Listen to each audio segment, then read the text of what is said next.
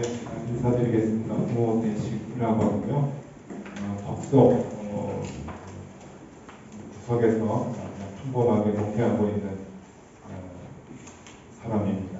이렇게 굉장히 귀한 분들 앞에서 저희 교회 소개하게 돼서 조금 걱정도 좀 되고 좀 죄송한 마음들이 좀 그런데요. 그래도 한철 교수님 또 명령에 순종하는 마음으로 이 팬데믹 기간에 목회를 어떻게 했는가 하는 것에 대한 생각을 같이 나누면 좋겠다 생각이 들어서 왔습니다.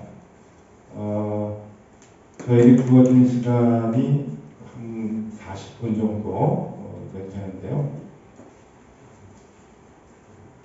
40분 동안에 제가 목회를 하면서 팬데믹도 거치면서 무엇이 이제 교회를 중요하게 잘하는가 하는 것에 대한 생각을 제가 생각했던 것을 같이 나누면 좋겠다고 생각을 합니다. 우선 이제 결론부터 얘기를 하면 저는 그 팬데믹 기간 동안에 피해 본 게 전혀 없습니다.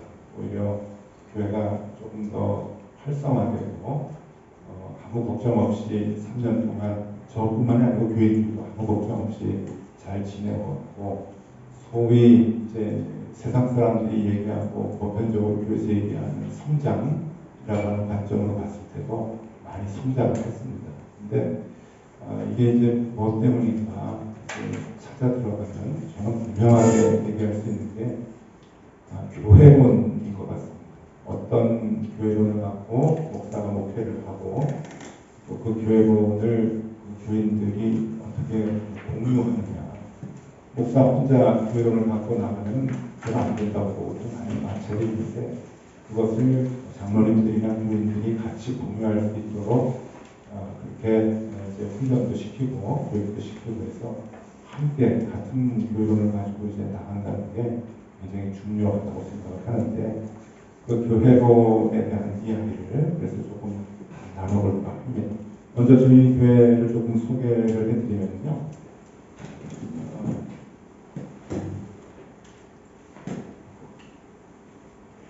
조금 지금 서서 하겠는데요. 높은도 숭이교회가 2001년부터 이제 시작이 됐는데 잘 아시죠? 워낙 유명했던 교회이기 때문에 2001년도에 남산에서 이제 시작이 돼서 2008년도까지 남산 숭이여자대학에서 예배를 드렸습니다. 그때 교인들이 한 5,000명 됐는데 그 학교 측에서 이제 나가라고 얘기를 했습니다. 그때는 뭐 그렇게 외부에서는 왜 나가야 되는가 그 이유에 대해서 잘 모르시고 계시지만 저희는 뭐 내부에 다 있었으니까 그때 이 숭이여자대학의 이사장님이 영암모자의 백성학 회장님이셨는데 그 이북에서 홀을 단신으로 넘어오셨거든요. 근데 김동호 목사님은 탈북자하고 북한 선교에 관심을 가지고 굉장히 애를 많이 쓰셨고 엄청난 예산을 가지고 탈북자들 직업을 가질 수 있도록 공장 세우고 막 그랬는데 이게 이제 마찰이 좀 있었습니다. 그러니까 이 사장님은 북한이라고 하면 그냥 반공 뭐 이런 거에 그냥 막 이데올로기 있으셔가지고 북한 선교 자체도 빨갱이라고 생각을 하십니다. 그래서 거기서부터 이제 교회 간섭이 시작이 되고 결국은 나가라고 하는 통보를 받아가지고 김동호 목사님 고집이 있으셔가지고 같이 못한다고 그냥 나가신 거예요. 그래서 2008년도까지 이제 높은 숭이교회가 있었고 지금은 이제 그때 네 교회로 분립이 돼가지고 이제 교회가 없어졌죠. 그래서 네 교회로 분립이 된 교회 중에 하나를 이제 제가 맡게 되었습니다. 저쪽 도봉구에 있는 정의여자 고등학교 강당에서 높은 정의교회가 이제 시작이 됐고 그때 한 1,700명 정도가 가서 이제 예배를 시작을 했는데 또 슬금슬금 교인들이 좀 늘더니 한 3,000명이 됐습니다. 제가 장로님들하고 교인들하고 갈 때부터 3,000명이 되면 분립을 하자라고 이제 약속을 했는데 그래서 그 약속을 이제 장로님들하고 같이 이제 교인들 앞에서 지키고 2009년도에 그 이제 분립을 이제 2009년도부터 시작을 해서 2018년에 이제 분립을 하게 됐습니다. 그래서 지금 있는 그 덕소 지역의 덕소고등학교에 이제 가서 예배를 드리게 됐는데, 요게 이제 지금 예배 드리는 장소입니다. 덕소고등학교 강당을 쓰려고 했는데 지역교회가 하도 반대를 해가지고 강당은 못 들어가고 학교에서 그러면 강당 말고 딴 데 가지 말고 이 창고 줄 테니까 창고에서 예배 드리라고 해가지고 이 창고에서 지금 예배 드리고 있습니다. 이 안에 이렇게 좀 리모델링을 해가지고 이제 들어가서, 그때가 2018년도에 이제 노건드 정의교회에서 700명 조금 넘게 교인들이 저하고 같이 덕소에 가서 이제 예배를 이제 드리게 되었습니다. 그리고 또 예배를 드리는데 또 슬금슬금 교인들이 늘어가지고요. 그 2018년에 가서 예배를 드리는데, 저 예배당으로 이제 만들어가지고 예배를 드리는데 저게 한 470석 정도 되는데, 뭐 몇 번 예배 드려도 또 이제 모자라고 그래가지고 이제 장로님들하고 분립을 합시다. 그래서 파주에 그 다음에 부목사님 한 분을 내보내고 교인들 100명, 일산이나 파주에서 오시는 분들을 이제 보내서 파주교회가 시작이 됐고요. 그 다음에 또 이제 2년이 지나서 높은 뜻 세운교회 퇴계원에 또 목사님 한 분 보내고 한 100명 정도 교인들도 보내고 그랬습니다. 특별히 저 높은 뜻 세운교회는 이제 팬데믹 기간이었는데, 그래도 2년에 하나씩 이렇게 그 장로님들이 교회를 분립을 하자라고 하는 이제 그 약속을 이제 구두로 했는데, 장로님들이 뭐 팬데믹이라도 합시다 그래가지고 했는데 잘 됐습니다. 걱정도 많이 했는데 그래도 한 지금 150명 정도 모여서 예배 잘 드리는 교회가 되었습니다. 이제 올해 또 하나 이제 해야 되는 그 해인데, 지금 저희가 학교로부터 방배라는 얘기를 들어가지고 지금 이제 분립을 하지 못하고 이거 어떻게 하려는가 이제 고민을 하게 되었는데, 방배는 이유는 제가 어디 가서 이런 거 얘기는 못하는데 여기서는 얘기를 할 수 있을 것 같아요. 이 사장님이 한 2년 전부터 이 정광훈에 빠져가지고 저희 오라고 했었거든요. 좋은 교회 와서 우리 학교를 위해서 기도해 달라고 그러면서 저희 교회 유치하고 이렇게. 그래서 저희가 갔었는데 갑자기 그 사학을 운영하시면서 많이 힘드셨는지 정광훈에 그냥 훅 빠지셔가지고, 정광훈 쪽에서는 이 높은 교회를 빨갱이 교회로 보거든요. 그러니까 이제 나가라고 통보를 했습니다. 교인들이 적지 않으니까 2년의 시간을 주더라고요. 그래서 내년도까지 2024년도 12월에 이제 저 비워주고 이제 나가야 되는데, 그래서 잠깐 분립하는 것은 조금 이제 스톱을 하고 장로님들하고 이제 어떻게 이제 어느 쪽으로 갈 것이냐 지금 이제 기도하면서 준비를 하고 있는 상황입니다. 저희는 65세 은퇴거든요. 65세 높은 뜻 규정이 65세 은퇴인데, 제가 올해 이제 한국 만 나이가 이제 60입니다. 소위 이제 환갑인데, 이제 올해까지 포함해서 6년이 남았거든요. 그래서 좀 편안하게 은퇴하려고 했는데 한번 또 이제 교회를 옮겨야 되는 그런 입장에 대해서 지금 다이나믹한 이 삶을 살고 있습니다. 저희 교회 생각나시면 기도를 좀 해주시면 좋겠습니다. 자, 목회에 있어서 제 책상 앞에 늘 붙어있는 그 질문이 있습니다. 목사가 되면서부터 지금까지 줄곧 이렇게 해오는 질문인데요. 잊어버릴만 하는데 또 하고 또 하고 그러는데, 첫 번째는 세상을 향한 교회의 영향력을 무엇에 두고 있는가 하는 고민을 늘 합니다. 많은 교회나 목회자들이 여기에 대해서 생각이 좀 다를 수가 있어요. 그래서 교회를 좀 키우고 세를 늘리고 그래서 영향력을 키워서 압력단체까지 되고 싶어하는 그런 마음들이 있는데, 성경 아무리 봐도 뭐 그런 건 없는 것 같습니다. 세상을 향한 교회의 영향력을 무엇에 두고 있는가 하는 것을 제가 스스로 늘 질문하고 있고요. 두 번째는 교회의 조직 관리와 복음 사역에 있어서 무게중심을 어디에 두고 있는가 하는 그 고민을 늘 합니다. 교회가 이제 자꾸 이제 소위 교인들이 많아지고 새신자가 많이 오고 그래서 조직화 될 때 조직 관리냐 아니면은 복음 사역이냐 하는 그 질문이 이제 늘 있는 거죠. 그래서 이 질문을 이제 거부하고 조직 관리로 들어가게 되면은 제 스스로가 이제 목회자가 아니다라고 하는 생각을 늘 하는 거예요. 그래서 저 질문을 이제 제 책상 앞에 늘 두고 질문을 하고 있습니다. 또 하나가 목회자의 사역에 있어서 그 목적이 십자가의 길을 가는 것이라고 생각하는가. 여기에 대한 질문도 이제 하는 거죠. 저는 세습을 반대하는데 명성교회 김상훈 목사님이 아들에게 세습을 주면서 십자가의 길이라고 얘기를 했다고 그러잖아요. 그래서 막 화가 나는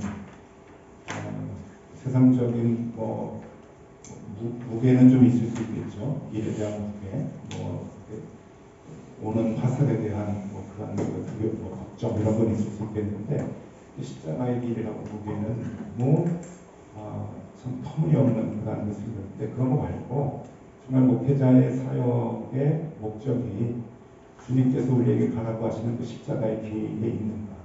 저도 저게는 아직 완벽하게 제가 그 길을 갑니다 하는 대답을 못하는 것이 좀 안타까운데 그래도 제게 주어진 여건 속에서 조금 더 편안해지는 것보다는 불편해지려고 하는 그런 그 마음을 갖는 것이 제가 할 수 있는 십자가의 길이 아니겠는가 하는 생각을 하면서 저런 질문들을 이제 하게 되었습니다. 그래서 제 목회의 아주 중요한 질문들이죠. 처음부터 은퇴할 때까지 이제 저 질문을 갖고 이제 교회를 대하고 교인들을 이제 대하는데 이게 저에게 있어서 제가 정해놓은 질문들입니다. 아까도 말씀드렸지만 교회론이 중요하다고 생각했거든요. 근데 그냥 그전에는 제가 주님의 길을 따릅니다라고 하는 생각 때문에 교회론이 중요하다고 생각을 했는데 이게 맞는지 틀리는지 저는 맞다고 생각하지만 맞는지 틀리는지 증명이 세상에서는 안 되는 거예요. 증명하지도 않으려고 하고 사람들이 교회에서도. 근데 이번에 팬데믹 3년을 지내면서 저는 확실하게 이게 증명이 됐다고 생각을 합니다.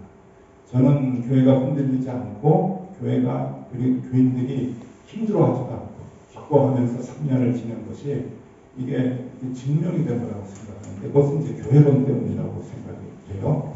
그래서 저와 우리 교회가 갖고 있는 교회론, 모든 공동체가 함께 갖고 있는 이제 교회론을 우리는 이제 같이 공유를 하는데 이 교회론에 영향을 준 책들이 있습니다. 제가 예전에 신학교 들어가고 82년도에 신학교를 들어갔는데 82년도에 신학교 들어가서 공부를 하고 또 선배들, 또 교수님들에게 영향을 받으면서 저희도 많은 책을 읽었지만 도움이 되는 것도 있고 또 책변한 책도 있고 이제 그런데 이 교회론에 많은 영향을 주었던 충격적인 책이 몇 권 좀 있습니다.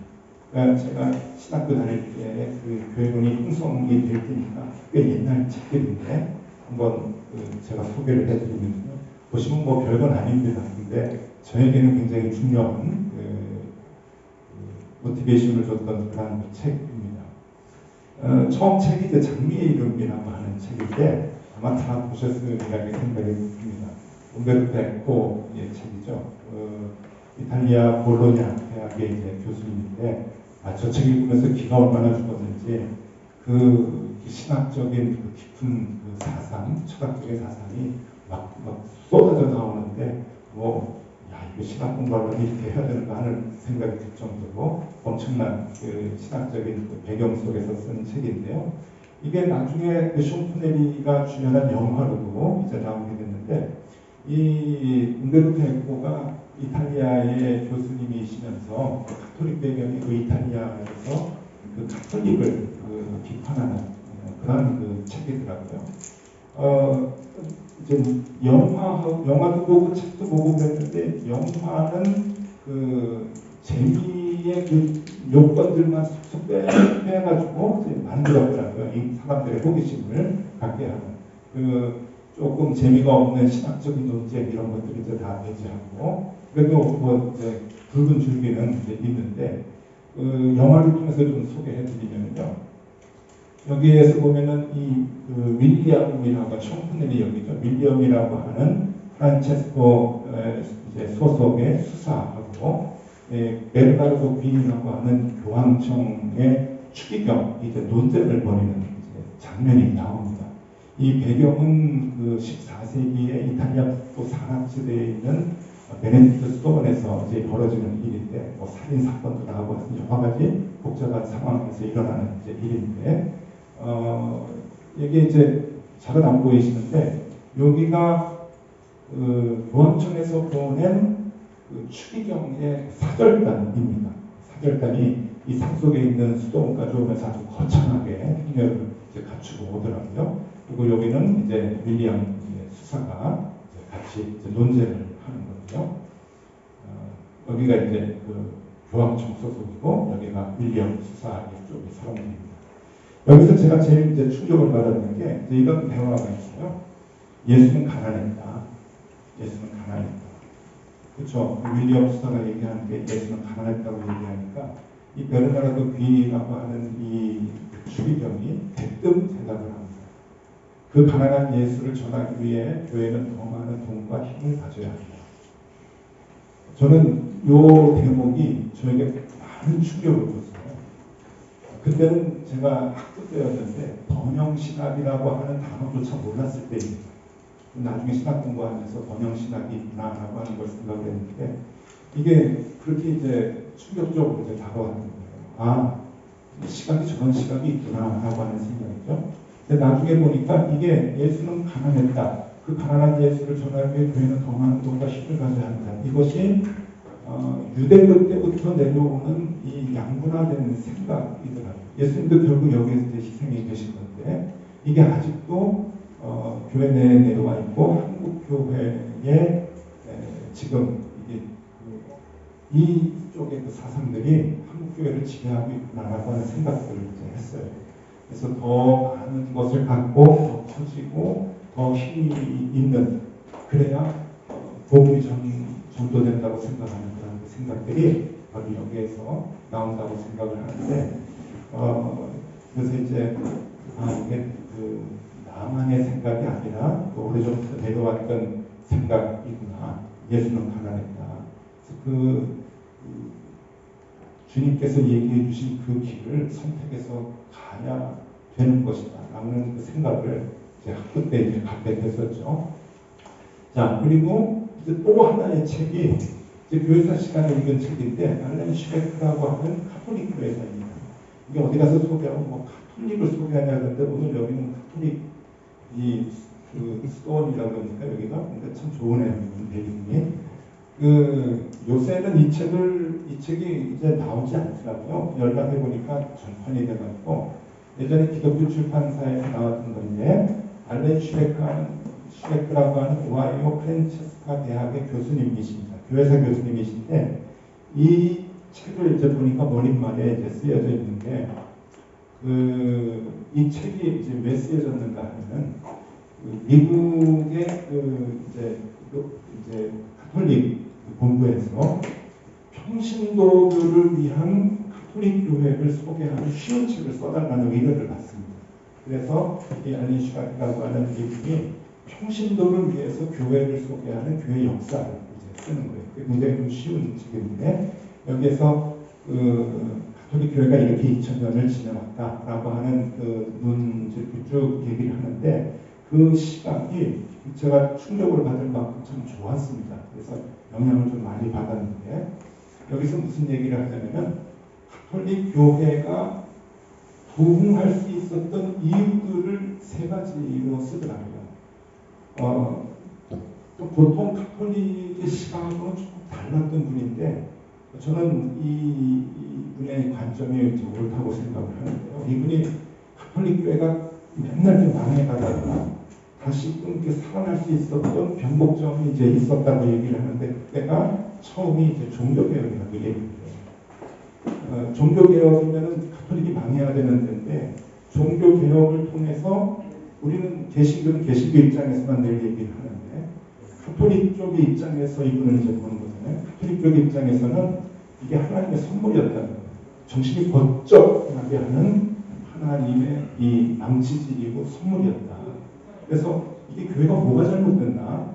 교회가 왜 이렇게 망해가나? 왜 분열돼야 되는가? 라고 하는 것을 심도 있게 생각하게 만들었다는 거예요. 그래서 이 종교개혁을 통해서 교회가 이제 교회에 대한 생각과 선교에 대한 생각을 이제 달리하게 됐고, 이 종교개혁을 통해서 나오게 된 선교의 방법이 이제 예수회라고 하는 선교회가 만들어진 것을 예를 들고 있더라고요. 우리가 잘 알고 있듯이 이제 프란시스 자비에르, 그 다음에 뭐 중국 선교, 또 일본 선교까지 이렇게 쭉 했던 그런 선교사들이 이제 예수회를 만들고 예수회를 통해서 희생하는 그런 마음으로 선교를 했던. 그 전까지는 배를 타고 가가지고 힘으로 밀어붙였던 선교라고 한다면 이제는 가서 십자가를 지고 희생하는 그리스도의 본을 보이는 그 모습으로 이제 바뀌게 된다고 하는 거예요. 그래서 종교개혁이 가톨릭 입장에서는 축복이었다라고 하는 얘기를 이제 하고요. 또 하나는 1980년 이탈리아 군부가 교황의 명령권을 탈취를 했는데 이때가 가톨릭 사람들은 다 망했다고 생각을 했다는 거예요. 근데 이 교회 역사학자는 그때는 하나님의 축복이었다고 오히려 이제 역설적으로 표현을 하는 거예요. 그 전까지 교회의 힘이라는 것은 세속적 힘과 맞물려서 교회가 힘이 있었다고 생각을 했는데 정말 하나님의 나라의 힘이라고 하는 것은 세상의 힘이 아니다라고 하는 것을 이제 알게 만들어줬다는 거죠. 그리고 우리가 신경을 써야 되는 것은 세상을 지배하고 명령하고 끌고 나가는 그런 것이 아니라 이 가톨릭의 영성, 교회의 영성이라는 것은 하나님의 음성을 듣는 것에 집중해야 된다라고 하는 것을 생각하게 됐다고 얘기를 합니다. 그래서 교회의 영성에 대한 바른 길을 찾게 된 계기였다라고 이제 얘기를 합니다. 그 다음에 세 번째가 20세기에 무솔리니의 교황의 땅 탈취를 했을 때입니다. 그 전까지 유럽 거진 전역이 교황청의 이제 소유였는데 무솔리니가 다 탈취를 하고 지금 남아있는 그 바티칸 그쪽으로 이제 몰아넣은 것이 무솔리니 작품인데 그때도 또 한 번 가톨릭은 망했다고 생각을 했을 때 이 엘란 슈라크라고 하는 이분은 아니다. 진정한 하나님의 나라는 무엇인가? 그것은 영토로 나타내는 것이 아니라 이 땅의 넓이로 나타나는 것이 아니라 우리가 하나님의 마음을 갖고 살아가는 것으로 하나님의 나라를 확장시키는 것에 있다라고 하는 그 영성을 이제 깨닫게 만들어준 계기라고 얘기를 하죠. 그래서 이 시각을 이제 주는데 너무 좋았습니다. 너무 신선해가지고 그래 우리가 하나님의 음성을 듣고 하나님의 나라를 확장시켜 나가는 것이 무엇인가라고 하는 것을 이제 젊은 박신학 공부 시작하는 저에게 이제 도전을 줬던 그런 책입니다. 그래서 오래도록 이제 제 기억에 이제 남아 있고 목회를 할 때도 이제 굉장히 큰 영향을 이제 주었던 책이죠. 그리고 이제 또 하나의 책이 있는데 이거는 교회와 관계된 책은 아니고 경제학 책입니다. 제가 학교에 이제 다녔을 때 대학생들이 좀 많이 봤던 이제 경제학자들이 경제학 공부하는 분들이 많이 봤던 책인데 작은 것이 아름답다. 에르스트 슈마허라고 하는 이분은 콜롬비아 경제학 교수님이신데 메이저가 아니고 마이너리티였어요. 그 당시에 그러니까 경제학계에서 마이너리티인데 굉장히 이제 쓴소리를 많이 하셨던 그런 분입니다. 이분이 이제 뭐라고 주장을 하는가 하면 다 이제 돌아가신 분인데 이 대목이 저한테 굉장히 큰 이제 그 영향을 줬어요. 경제 성장이 물질적인 풍요를 약속한다고 해도 그 과정에서 환경 및 인간성 파괴라는 결과를 나눈다면 성장지상주의는 맹목적 수용의 대상이 아니라 성찰과 반성의 대상이다. 이게 이 책이 1976년도에 나왔는데 한국에는 1980년에 이제 소개가 되고 많이 읽혔는데 그때만 해도 성장이 이제 우선이었으니까 계속 세계가 다 성장하는 때였으니까 이분의 이 말을 다 도대체 이해를 못했던 것 같아요. 그러니까 이분의 얘기가 쓸데없는 소리라고 자꾸 얘기를 하고 이제 그러는데 이분이 벌써 그것을 이제 예측을 하고 이렇게 얘기를 한 거죠. 이런 얘기도 있습니다. 저는 이 대목 때문에 이제 이 교회론에 많은 영향을 받은 건데요. 인간이 자신의 행복을 위해 스스로 조절하고 통제할 수 있을 정도의 경제 규모를 유지할 때 비로소 쾌적한 자연환경과 인간의 행복이 공존하는 경제 구조가 확보될 수 있다. 통제 가능해야 된다는 그 사이즈 자체가. 그래서 저는 저게 교회를 생각을 합니다. 교회가 목회자가 통제 가능한 상황이 돼야 모두가 다 행복한 것이 통제 가능한 선을 넘어버리면은 관리로 들어가면은 이게 다 불행해진다고 생각을 하거든요. 목사도 불행해지고 교회들도 불행해지고. 근데 지금 이제 경제학 교수님이 이미 1976년도에 이제 이 얘기를 이제 하는데 오늘날에는 이미 뭐 성장주의로 계속 경제가 오다 보니까 지금 인간이 통제하지 못하는 경제 구조를 갖고 있잖아요. 그래서 우크라이나에서 전쟁이 나니까 대한민국의 가스값이 올라가지고 전기값이 올라가고 다 아무튼 치는데 이게 이 경제 규모가 인간이 컨트롤을 못하는 데까지 지금 갖버렸는데 그런 건데 바로 그런 얘기를 이제 하게 되는 것이죠. 통제할 수 있을 정도의 경제 규모를 유지해야 행복하다. 저는 이 말에 전적으로 동의하고 여기에 교회론을 그냥 제 교회론이 그냥 들어버린 것 같아요. 그래서 저는 이제 교회 분리 개석을 하는데 앞으로도 계속 하고 그럴 건데 목사가 통제라고 하기 좀 그렇고 목사가 교인들을 모르고 1대1의 관계가 넘어가는 관리로 가버리게 되면은 목사도 불행하고 교인들도 불행해지는 그런 상황이 된다고 생각을 합니다. 그래서 이런 이제 책들이 저에게 이제 영향을 줬고 마지막에 이제 한 번 더 이건 좀 나중에 읽은 책인데 B.A. 카슨이라고 하는 그 트리니티 신학대학의 신학학 교수님이시죠. 이분이 Christ and Culture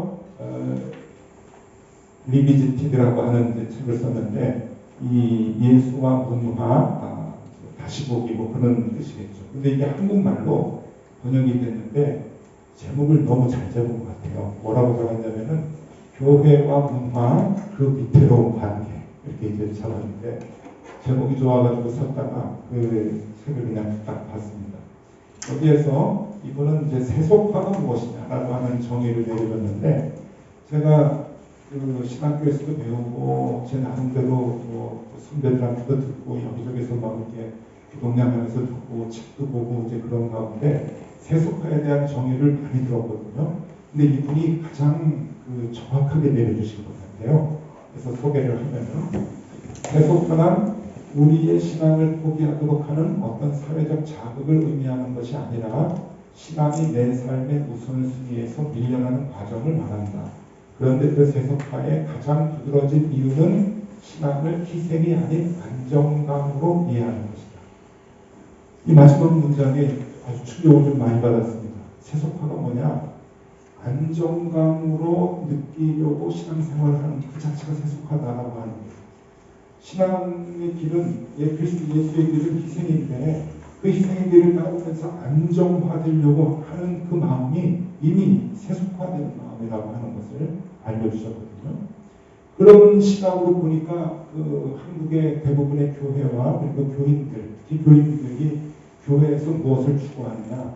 안정감을 얻으려고 신앙생활을 하잖아요.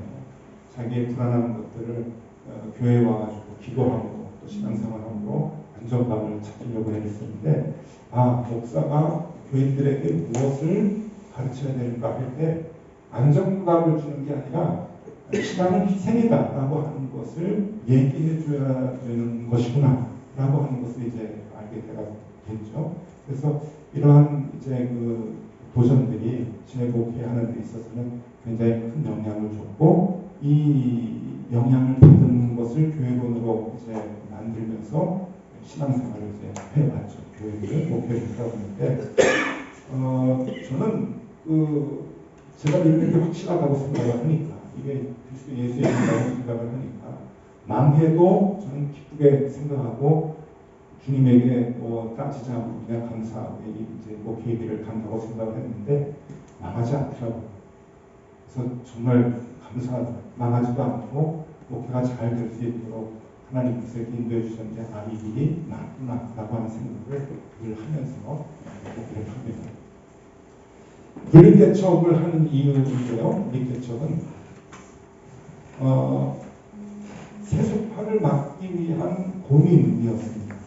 그러니까 아까도 말씀드렸듯이 이제 세속화라고 하는 게 이제 안정감으로 들어가는데 교인들도 안정감이 있지만 목사에게도 오래되고 교회가 커지면 조직화되고 시스템화되는 안정감이 있거든요. 그러니까 이런 안정감이 저는 굉장히 좀 불안했던 거예요. 왜냐하면 이게 세속화라는 생각이 들었기 때문에 그렇죠. 조금 더 목사는 목사 나름대로 희생을 하고 교회는 교회 나름대로 희생을 하는 그런 그 마음들이 있어야 되는데 그 실천을 우리가 하면 좋겠다라고 하는 생각이 이제 드는 거고요. 그 다음에 교회의 본질을 찾기 위한 고민이라고 생각을 합니다. 그 유인물에도 제가 조금 이제 쓰긴 했지만 마태복음 16장, 마태복음 18장이 교회 본질이라고 저는 생각을 하는데 교인들하고 같이 신앙생활을 하면서 이 땅에서 같이 격려하고 그 희생의 길을 같이 걸어가면서 천국에 함께 들어갈 수 있도록 우리가 동행을 하는 그것이 저는 목표라고 생각을 하는데 그 본질을 찾기 위해서 교회의 사이즈가 조금 영향이 있다고 생각이 들었어요. 그러니까 너무 교회가 커져버리면 그 조직화돼버리면은 그 가장 중요한 목회적 본질이 희석이 될 가능성이 너무 많습니다. 큰 교회, 대형 교회가 큰 일도 있죠. 대형 교회만이 하는 일도 있는데 큰 교회, 대형 교회를 다 나쁘다고 보는 게 아니라 저는 저에게 있어서 목회가 교인들과의 관계에서 교인들과 이 땅에서 그리스도 예수의 길을 함께 가는 격려하고 응원하면서 넘어지는 일으켜주고 같이 가고 그러다가 이제 결국은 우리가 천국에 들어가야 되는데 그 길을 동행하는 것을 목표라고 생각을 하는데 그리고 그 역할을 하는 것이 이제 교회 공동체라고 생각을 하는데 그 본질을 위해서는 교회 사이즈가 클 필요가 없겠다고 생각이 들었고 크면은 오히려 방해가 많이 된다고 생각을 했어요. 저도 높은 도 순위교회에서 50명 교회도 했었고 그다음에 높은 도 정의교회 분리할 때 30명이었는데 솔직히 얘기하면 그때가 제일 괴로웠습니다. 이게 커가지고 남들이 막 칭찬을 해 목회 잘한다고 하는데 하나님 앞에서 솔직히 얘기할 때 그건 목회가 아니었어요. 교회 관리지. 그래서 하나님 내가 이렇게 살다가 이게 목회를 끝내면은 이게 하나님 앞에 욕만 먹을 텐데 교회의 본질이 무엇이냐라고 하는 것에 대한 이제 고민. 그래서 그 몸집을 줄이고 목사와 교인들의 관계 중심의 교회가 될 수 있도록 그렇게 이제 계획을 써봤습니다. 세 번째도 두 번째하고 같은 그 의미인데 관리에서 관계. 그래서 이 교회 공동체는 믿음의 공동체이고 믿음의 공동체는 생명 공동체인데 생명 공동체는 관리가 아니죠. 관계입니다. 그래서 이제 관계를 이제 충분히 1대1로 가질 수 있는 그러한 이제 그 교회. 그래서 그러한 관계를 환경을 만들어주기 위해서 이제 분리를 계속 해왔던 것이죠. 앞으로도 이제 계속 할 것입니다.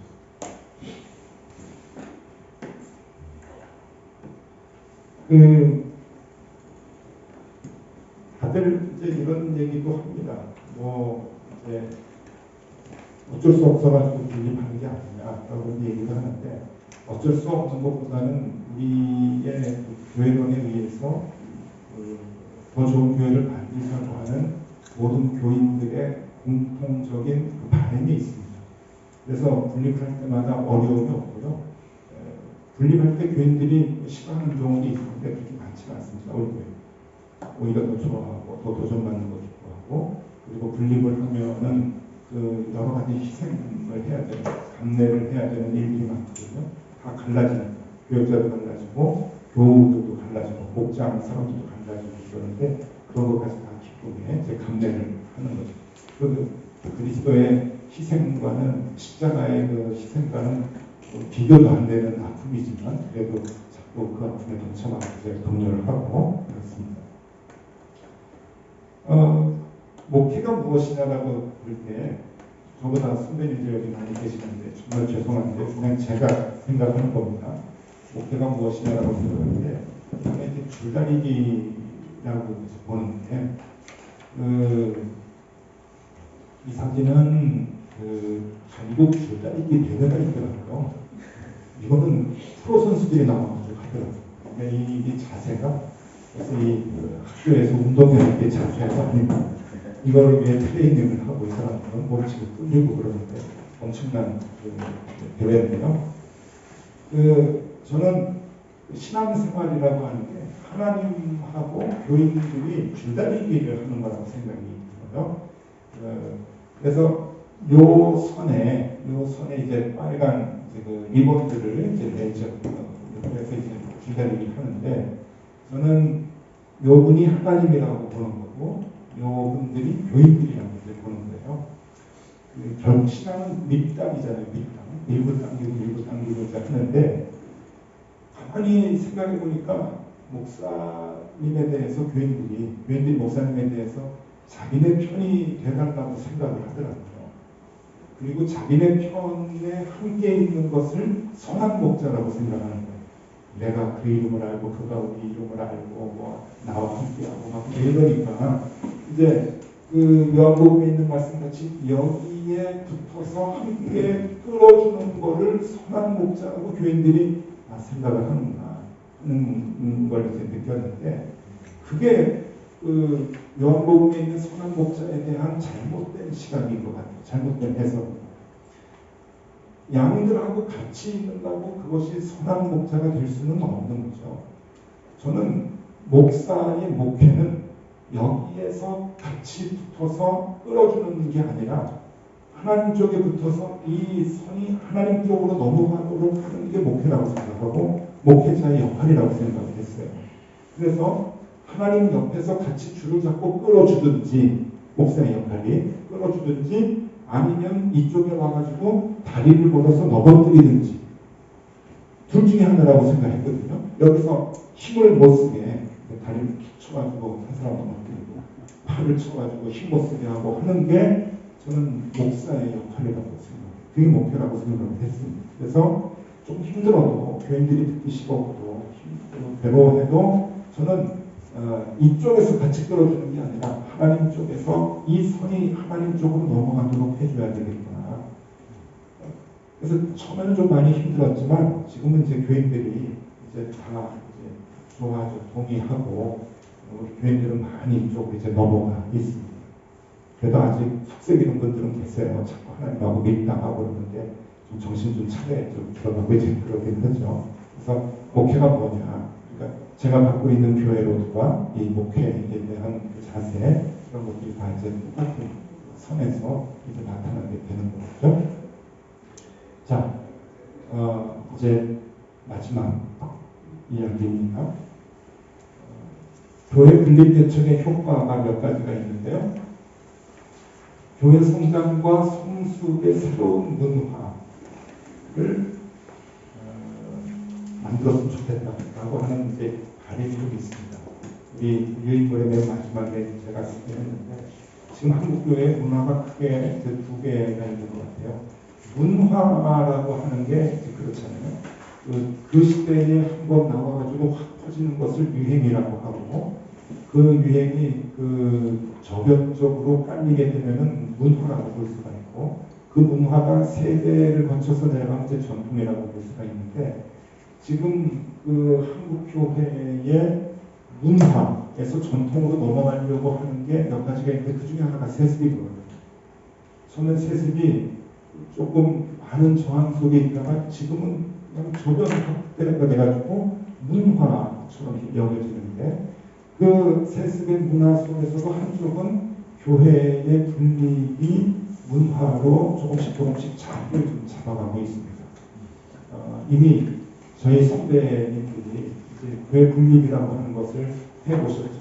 남서울교회도 남서울은혜교회도 홍준호 목사님 하셨고, 영동교회도 한민교회도 정주철 목사님이 이제 분립을 하셨고, 그런 분립 이해가 많습니다. 인천의 복된교회, 청den교회 이런 분립 모습들이 이전에 있었거든요.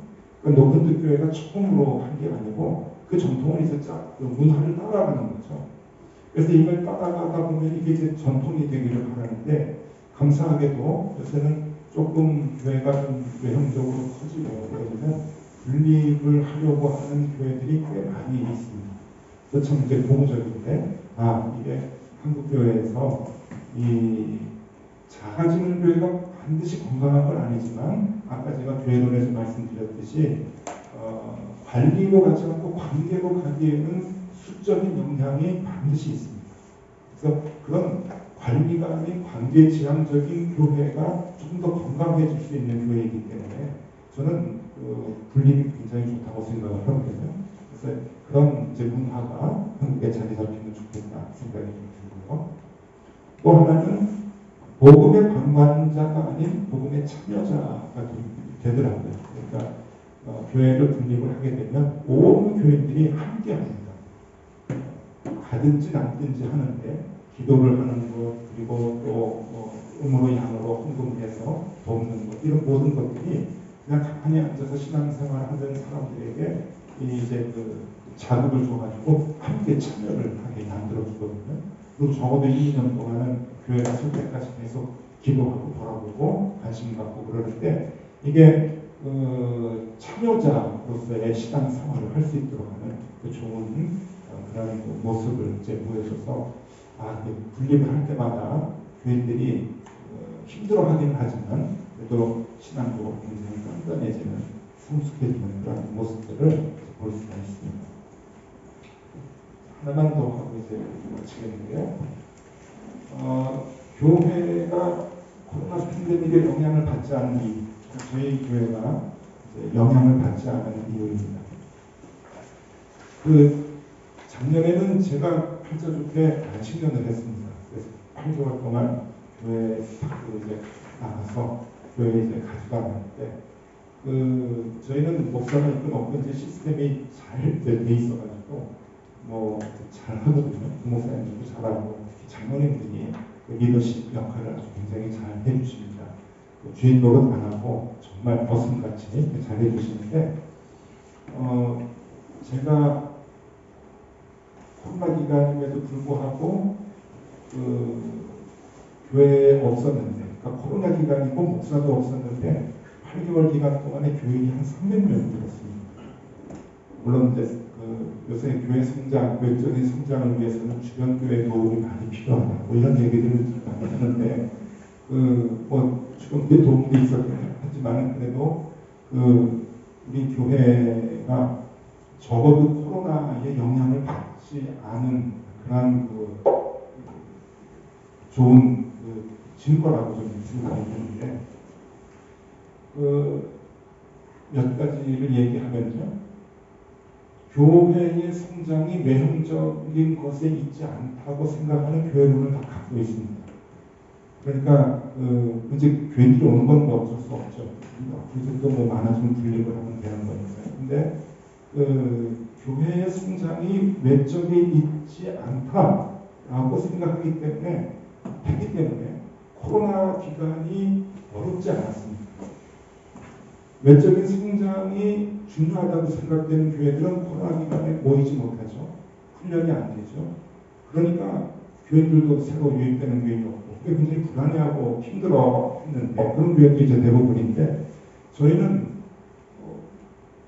그게 교회의 본질이 아니다라고 하는 것을 이미 모든 교인들이 이제 알고 있기 때문에, 코로나 팬데믹 때문에 예배 못 드려? 이 집에서 예배 드리지. 그러고서는 덤덤하게 모든 교인들이 이 코로나 상황을 받아들였습니다. 그리고 교회가 교인이 주는 것에 대해서, 또 느는 것에 대해서 전혀 거기에 일희일비하지 않고 교회 생활을 하는 그런 교회의 그 체질이 이 팬데믹 기간을 잘 넘길 수 있었다고 생각을 하고요. 두 번째는 모이는 교회를 지향하고 터지는 교회를 지향을 했습니다. 처음부터. 그러니까 학교에서 강당을 빌려서 예배를 드렸기 때문에 예배는 일주일에 한 번밖에 없었거든요. 그러니까 높은 뜻 교회라고 하는 이 교회들은 2001년부터 지금까지 22년, 23년 동안 매주일 예배를 한 번 드리는 게 대부분이었습니다. 지금 조금 좀 이제 그 장소에 여유가 있어서 일주일 내내 우리가 장소를 쓰기 때문에 새벽 기도도 하고 수요 예배도 드렸는데 그 전에 강당을 빌려서 할 때는 예배 한 번만 드리는 교회. 지금 높은 뜻 교회가 15교회인데 대부분 많은 교회들이 예배 한 번 주로 드리거든요. 이게 훈련이 잘 돼 있었습니다. 그래서 이 주중에 무슨 프로그램 하지 않고 주중에 프로그램을 하는 대신에 흩어져서 신앙생활을 할 수 있도록 교육을 많이 시켰습니다. 그러니까 팬데믹 기간에도 저희들은 전혀 변화가 없었죠. 신앙생활하는 교회들 입장에서 보면은 매일 부연 예배를 가고 무슨 훈련 세미나를 참여하고 무슨 훈련 공부를 하고 막 그러다가 교회를 못 가는 그래서 금단 현상이 나는 그런 교회들이 이제 많이 있는데 저희들은 오히려 전혀 변화가 없었습니다. 코로나 때문에. 그러니까 터지는 교회 이 교회의 중요함이 모이는 게 아니고 터지는 것이라는 것에 있다고 하는 것을 교인들이 다 같이 공유를 하고 있었기 때문에 그렇게 크게 영향을 받지 않았다고 하는 거고요. 또 이제 마지막으로 그리스도인의 역할은 교회 안에 있는 것이 아닌 사회에서 드러나야 함을 강조했기 때문에 코로나 팬데믹 기간에 크게 영향을 받지 않았습니다. 2번하고 3번하고 이제 같은 내용이 있는데요. 우리는 그저 밖에서 그리스도인의 역할을 감당하고 각 처소에서 제사장 역할을 감당하고 그리스도의 향기의 역할을 감당하라고 하는 그러한 신앙 훈련을 쭉 해왔기 때문에 코로나 기간에도 신앙 생활의 영향을 전혀 받지 않고 각각의 처소에서 충분히 신앙 생활을 잘 할 수 있도록 그렇게 훈련이 됐었다라고 하는 것입니다. 그래서 전혀 영향을 받지 못했습니다. 저희 교회가 교육이 줄지 않았다, 헌금이 줄지 않았다, 이것 때문에 영향을 받지 않았다고 하는 게 아닙니다. 그거는 중요한 게 아니고요. 교인이 줄었어도 마찬가지고 헌금이 줄었어도 마찬가지입니다. 교회 교인들이 불안해하지 않고 그냥 기쁘게 이전이나 지금이나 동등하게 똑같은 마음으로 신앙생활을 해왔다고 하는 것이 저희는 그저 감사하고 이게 어떤 상황이어도 흔들리지 않느냐라고 하는 그 마음을 갖게 돼서 얼마나 좋아하는지 그게 이번 코로나 기간에 증명이 된 것 같아서 정말 감사하고요. 오늘 이제 세미나 주제 자체가 이 대전환 시대에 이제 어떻게 해야 될 것인가 하는 것에 대한 얘기를 좀 해달라고 부탁을 했는데 저는 아는 것도 없고 어떻게 이 시대에 이 새로운 변환 시대에 우리가 어떻게 해야 되는가를 풀어낼 능력이 있는 사람도 아닙니다. 그런데 제가 이제 준비를 하면서 우리 교회 소개를 좀 해드리면 좋겠다. 그리고 적어도 대전환이든 더 큰 전환이든 교회는 그저 전환이라고 하는 것이 초대교회로 돌아가는 거하고 종교개혁 시대로 돌아가는 거, 그 본질로 돌아가는 게 가장 중요한 것이 아니겠습니까? 왜냐하면 그 모습을 잃지 않고 가지고 있는 것이 어떤 시대적 변화 속에서도 견딜 수 있는 생명력이 아닌가 하는 생각을 했고요. 그런 것에 대한 증명이 우리 교회가 되면 참 좋겠다라고 하는 생각을 이제 했습니다. 그래서 모르겠습니다. 앞으로 코로나보다 더 큰 외부적인 환경의 변화들이 또 어떻게 올지는 모르겠지만 그럼에도 불구하고 견딜 수 있는 힘은 다른 교회 모습 그리고 목사 입장에서는 목회가 이런 것들이 결국은 교회를 중심을 세우고 흔들리지 않게 하는 가장 중요한 것이 아닌가 하는 생각을 합니다. 저는 새로운 것들을 잘 모르고 하는 것도 없고 그렇지만 그저 목회의 경험으로 우리 교회의 이야기를 여러분들한테 소개를 드렸습니다. 그 이게 그 패션 오브 크라이스트의 여러 가지 영화의 스틸컷에서 제가 좋아하는 사진 중에 하나인데, 많은 분들은 십자가에 매달려 있는 예수님을 참 좋아하는데 저는 이게 마음에 많이 울림이 있습니다. 십자가에서 매달리기 전에 십자가 끌어안고 있는 예수님의 모습인데요. 저 마음으로 이렇게 끝까지 주님 쫓아가야 되지 않을까 하는 도전을 이루게 합니다. 네. 그 적합한 발표 사례를 경청해 주셔서 너무 감사합니다.